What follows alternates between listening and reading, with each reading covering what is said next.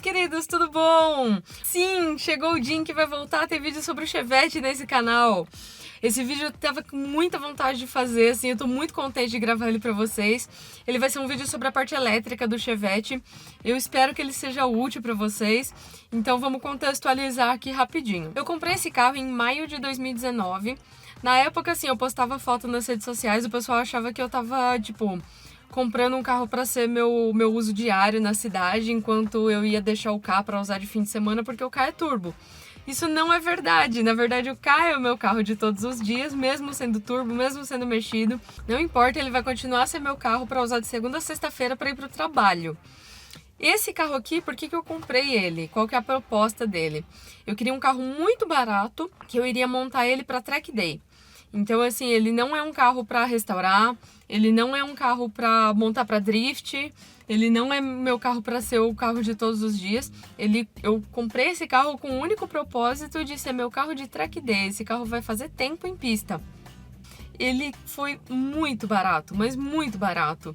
E é claro que ele veio cheio de problemas, então ele não estava utilizável. Na verdade, ele ainda não está muito, mas ele não estava nem um pouco utilizável quando eu comprei.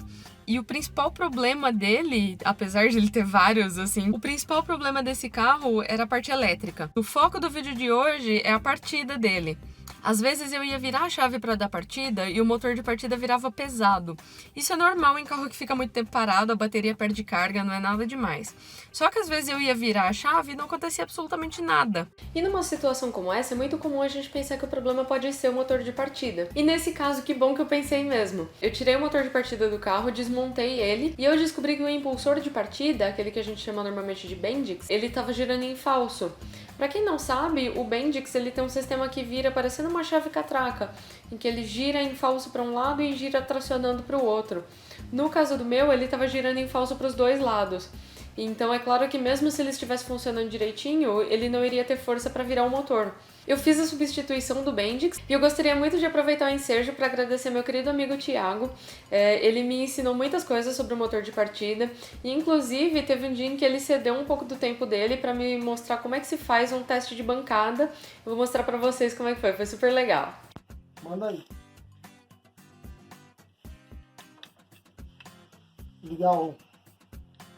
Isso aqui seria o fio que vem do computador. Uns 50.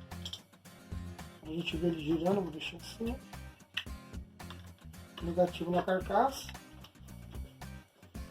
Positivo na parte superior do automático. Vamos lá pro teste. Segurar aqui. Vou ligar isso aqui no positivo também. Aê! Maravilha! Aqui, se você jogar o positivo direto no motor, aqui eu que ligo a escova do motor, vai girar só o motor. E aqui só o automático. Que da hora! É isso. Funcionou! Eu gostaria de citar algumas pessoas aqui, porque parece que a gente tem muito conhecimento assim e parece que esse conhecimento caiu do céu. E isso não é verdade. Tem pessoas que estão publicando conteúdo na internet, público para todo mundo ter acesso, e eu gostaria de citar essas pessoas. Eu recomendo muito que vocês sigam o canal do Aedio Mendonça. O cara é eletricista profissional, ele tem alguns vídeos mostrando a elétrica completa do Chevette, ele mostra todo o esquema na bancada, não só do Chevette, mas de alguns outros modelos. Então vale muito a pena seguir, eu vou colocar o link aqui pro canal dele. Existe na internet um esquema completo que foi escaneado e está no blog do Alexandre Opaleiro. Esse esquema ele é tão completo que ele é difícil de entender. Eu também vou colocar o link aqui na descrição. E por fim, eu gostaria de citar o blog do Chico Lins. Ali por volta de 2011 a 2015, ele publicou muito material mostrando a restauração do Chevette primeira geração dele. E lá tem uma descrição muito completa daqueles 4 plugs que a gente tem atrás do painel, ali próximo do volante. Esses plugs têm a fiação da chave de seta, das luzes de freio. Então ele teve o trabalho ali de estudar o que era cada fio, de escrever qual que era a cor dos fios. É um material muito interessante para quem está procurando conhecer mais sobre a elétrica do Chevette. Então também vou linkar aqui. Eu acho que é um material que vale a pena conhecer, a gente tem que prestigiar o trabalho dessas pessoas, né?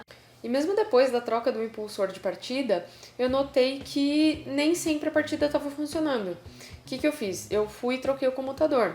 De início eu tentei usar um da Facobras, ele vem nessa caixinha aqui amarela e preta, eu não tenho mais ela aqui, só tenho a embalagem. E assim, eu evito muito falar mal de certas marcas, mas nesse caso acho que não tem como fugir disso. Esse da Facobras, ele veio com defeito, ele veio com os fios muito finos, então ficou muito evidente de que aquela fiação não iria aguentar a corrente que iria passar por ela. Essa peça veio com os fios do pós-chave e da alimentação do motor de partida invertidos. Essa peça foi devolvida, então é uma marca que eu não recomendo, tá? Eu não gosto muito de ficar falando mal, assim, de certas marcas, mas acho que é importante a gente recomendar aquilo que é bom e não recomendar aquilo que é ruim. Felizmente, algumas semanas depois, o Thiago encontrou pra mim essa daqui, dessa marca metalúrgica Marzu. Ele encontrou numa distribuidora de peças originais da GM e é o comutador que eu coloquei no meu carro. Essa peça aqui é excelente, muito robusta, você vê que os fios vieram nas cores padronizadas, tudo bonitinho. O plug aqui veio super certinho. Mas mesmo assim, quando eu coloquei essa peça no Chevette, a partida não funcionava. E aí foi quando eu comecei a pensar assim, não é possível que duas peças diferentes, de fabricantes diferentes, estejam dando o mesmo problema. Seria muita coincidência, não é possível. Então o que foi que eu fiz? Eu desmontei a parte onde esse comutador aqui vai no cilindro da chave, ali onde a gente coloca a chave e vira, e eu descobri o seguinte, que lá dentro do cilindro da chave existe um pino que vai virar esse comutador aqui. Esse comutador ele nada mais é do que um interruptor sequencial. Então esse sistema de virar um interruptor não estava funcionando porque ele não estava sendo acionado pela chave. Então eu descobri que o problema não era o comutador. Quer dizer, o primeiro da Facobras era, mas esse aqui não era o problema. O problema era o próprio cilindro da chave. Então eu comecei a pensar como que eu posso elaborar um sistema aqui que vai substituir a ignição original do carro. E aí agora eu vou mostrar pra vocês a solução que eu cheguei. Antes de mais nada, eu acho que não é todo mundo que sabe disso, mas existe uma organização alemã de normas técnicas, que é a DIN, que grosso modo é o equivalente à nossa ABNT. Eles têm uma norma, que é a número 72552, que estabelece a nomenclatura que a gente dá para as linhas elétricas automotivas. Eu vou deixar um link aqui na descrição do vídeo para uma listinha das principais, caso vocês queiram consultar. Eu acho importante falar isso porque muitas vezes o pessoal vê um número ali do lado da linha elétrica e acha que aquela é a amperagem que vai passar por ali, quando na verdade esses números, tipo 30, 15, 50, eles são só a nomenclatura que aquela fiação recebe de acordo com a sua função. E uma vez que a gente esclareceu isso, olha só como é que ficou. Tudo começa na bateria, cujo polo negativo, que a gente chama de linha 31, vai aterrado na lata do carro. Do polo positivo sai essa linha 30 que não passa por nenhum interruptor. Essa linha 30 vai alimentar a chave de luz e os fusíveis 4, 5 e 6, que são ligados na chave de seta. Ou seja, são instrumentos que funcionam mesmo sem a chave no contato. Essa linha também tem uma ramificação que alimenta o primeiro interruptor, que originalmente era aquele fio vermelho de alimentação do comutador. Quando a gente aciona esse primeiro interruptor, a gente vai permitir corrente pela linha 15A, que no Chevette alimenta o fusível 18, onde a gente pode ligar um rádio, por exemplo. Esse é o primeiro pós-chave, que também alimenta o segundo interruptor. Daí, quando a gente aciona o segundo interruptor, a gente também vai alimentar a linha 15, que vai para a bobina, para o módulo de ignição e para os fusíveis de número 7 a 12. E também a gente vai alimentar o terceiro interruptor. O terceiro interruptor serve só para acionar o motor de partida. É aquele estágio em que a gente vira a chave para dar partida e depois solta para ela voltar sozinha para a posição 2. O cabo que sai do terceiro estágio e vai para o motor de partida é o que a gente chama de linha 50. Nos carros mais antigos, é comum que a alimentação do motor de partida venha direto do comutador. Mas pensa aqui comigo, o motor de partida é o equipamento elétrico que mais consome corrente no carro inteiro. Se a gente aciona ele direto pela chave, a gente está obrigando todo esse sistema a suportar uma corrente muito alta e reduzindo a vida útil dos componentes. A solução mais inteligente para isso é usar um relé auxiliar de partida. Ele tem um funcionamento bem simples. A corrente vinda do terceiro interruptor entra pelo pino 85 e sai pelo pino 86, e de lá ela vai aterrada direto na lata do carro, que a gente também chama de massa. Entre os pinos 85 e 86 tem um solenoide, e quando a corrente passa por ele, isso gera um campo magnético, que vai fechar um interruptor lá dentro do relé. Esse interruptor vai permitir que a corrente passe do pino 30, que é ligado diretamente no positivo da bateria, para o pino 87, que aí sim vai alimentar o nosso consumidor. A vantagem de fazer isso é que dessa forma a gente protege o sistema de ignição, a gente economiza em cabos de bitola mais grossa e também vai ter uma manutenção mais facilitada e mais barata no futuro. Bom, e aqui eu tô realizando o primeiro teste, agora na bateria do K, e eu coloquei uma lâmpada no lugar do consumidor. Se essa lâmpada acender, significa que tá chegando corrente aqui, e no Chevette isso significaria que o motor de partida seria acionado. Então vamos lá. Primeiro interruptor. Segundo interruptor. Terceiro interruptor, que vai acionar aquele relé, e vamos ver.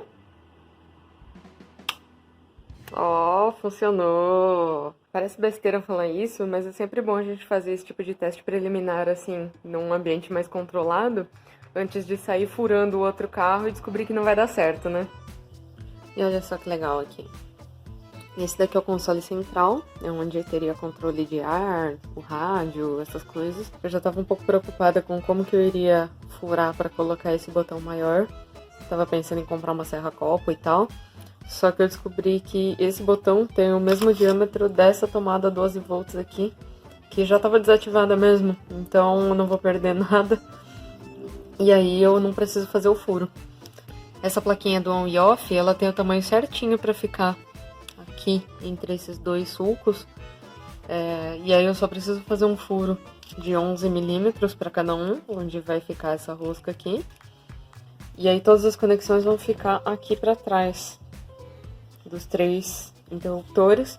E o relé, aqui ó, aqui tinha uma gavetinha, que era um porta-objetos. Eu só preciso fazer um furo aqui, para poder fixar ele, com esse suporte aqui que veio nele. E vai ficar tudo pertinho aqui.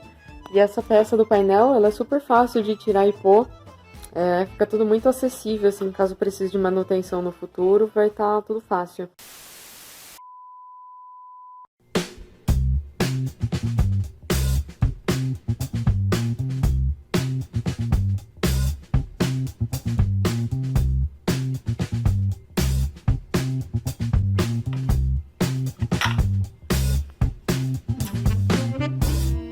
E aqui eu já fiz as marcações e tal, não dá pra ver muito bem na câmera porque a tinta da caneta também é escura, mas eu já sei certinho onde é que eu vou furar pra colocar os interruptores.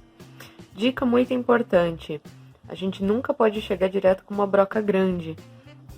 Nesse caso aqui o furo vai ter 11 milímetros, o que eu vou fazer? Eu vou começar com uma broca bem pequenininha, só pra direcionar o furo. Depois eu vou abrir esse furo com uma broca média e só depois é que eu vou usar a broca grande. Isso é muito importante porque quando a gente usa uma broca grande numa superfície que ainda tá lisa, é muito fácil de ela escorregar e ela causar algum dano na superfície. Aqui tudo bem, é uma peça de carro velho e tal, ela já tá quebrada, não seria nada do outro mundo. Mas quando a gente quer fazer um serviço bem bonitinho, bem limpo e tal, especialmente se você estiver fazendo isso para outra pessoa, é muito importante tomar esse cuidado.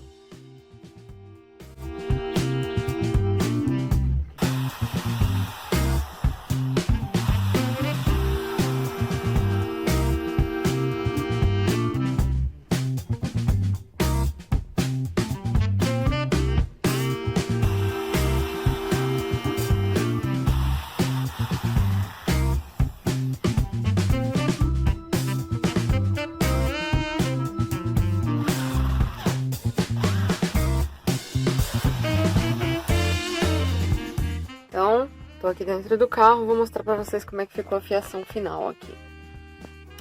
Esse primeiro fio, ele é um fio de 4 milímetros, ele alimenta o primeiro interruptor.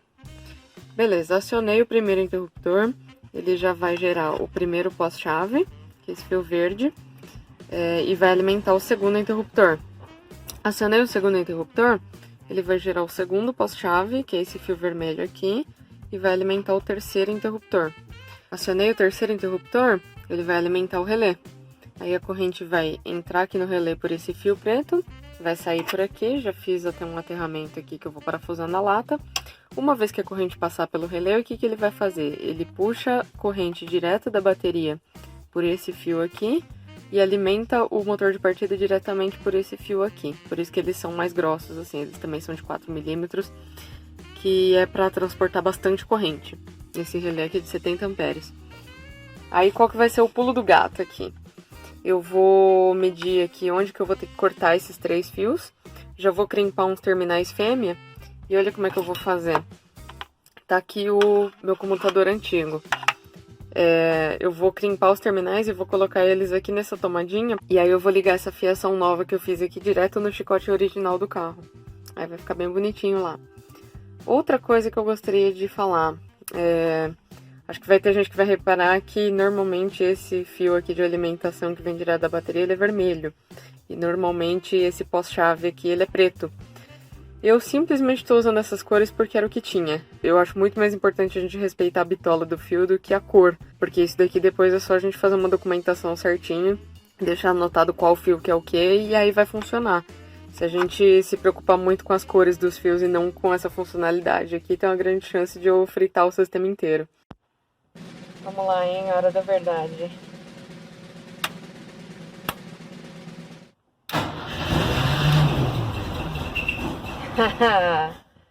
Bom, e é isso. Muito obrigada por terem assistido até aqui. Espero que tenha sido útil. Eu sei que não é todo mundo que tem interesse em montar uma ignição assim no painel. Se não tiver sido útil como tutorial, que pelo menos tenha sido útil como conhecimento aí pra vocês, né? Conhecimento nunca é demais. E é isso aí. Falou e até a próxima.